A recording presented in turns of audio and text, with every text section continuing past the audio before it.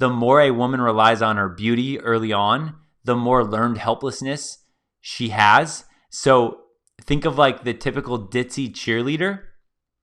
She's probably going to be dumber than most people because she's able to be dumber than most people. She's able to get away with it.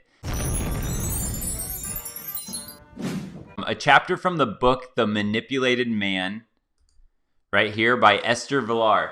So this book, I have it right here. This is what she's saying. She's basically saying, again, right, that guys are at a different level, that they're interested in sex and beauty from women because, again, right, if it's true that guys keep progressing because you have to and women are able to slowly take different routes out of not doing things, then at a certain point, it's like, okay, women are beautiful and, oh, sex is great with women, but I'm not going to be intellectually stimulated by women. Now, again, I'll say this completely, that it really is a generalization because I do know some women that are very intelligent and I really like talking to them.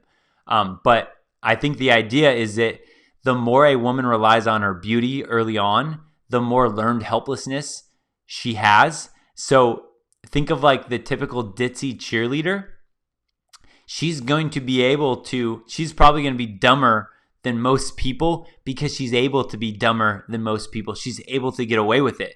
So the more a woman is able to lean on her beauty as a crutch, the less, like if you don't use it, you lose it. The less intelligence she's going to have because she's never had to use it.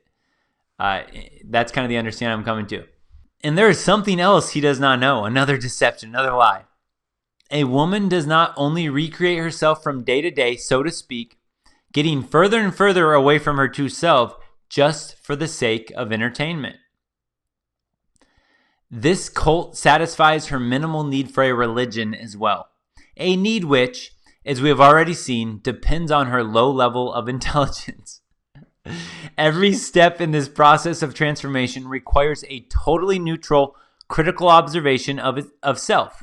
It forces a woman to regard herself constantly with the eyes of a female stranger and to test the result of her labors, in terms of that onlooker's eyes, 1,000 times a day. If the transformation is a success in those critical eyes, if it passes criticism, she can, still in the eyes of the stranger, indulge in unrestrained self-admiration. Thanks to this trick, she is, as it were, in a position to worship at her own feet, and is therefore to a large extent exempt from every system designed to satisfy a man's pleasure and non-freedom. Systems such as ideologies, religions, or glorifications of some other being. All right, I got to break this one down a little bit. So part of the thing that when we mentioned men escaping the plantation, why that's so hard. We did that, webinar, a few weeks or a couple months ago. Again, the idea is that us men, men live by a certain code. And we kind of know that, right? Men live by a certain code and women do not live by that same code that us men live by. And part of what men need is that rules, that structure. And so we mentioned in that webinar that the solution is that as a man, you have to create your own standards, your own morals for yourself. You have to know where you stand on things. If you don't create your own, you're going to fall back on looking for someone else to give those for you. So what this is saying is that women are not the same way. They can actually, in a sense, live without religion, live without rules, because they can recreate their own rules basically as they see fit every day as they recreate themselves. So, how I see this a little bit is that, actually, okay. So in a sense, this is why, and I did that live stream with Gregory last week, and he mentioned that if any guy was looking to settle down with a girl or get married, you should look for a girl that is religious or has some spiritual beliefs.